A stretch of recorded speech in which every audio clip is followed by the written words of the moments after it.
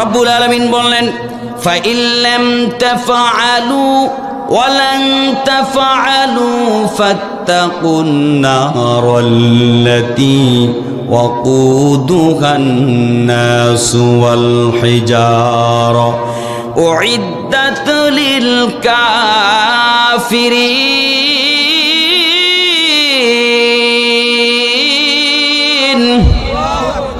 রব্বুল আলামিন বললেন তোমরা যেহেতু পারবে না সেহেতু ভয় করো ওই আগুনের যার ইন্ধন হবে মানুষ আর পাথর।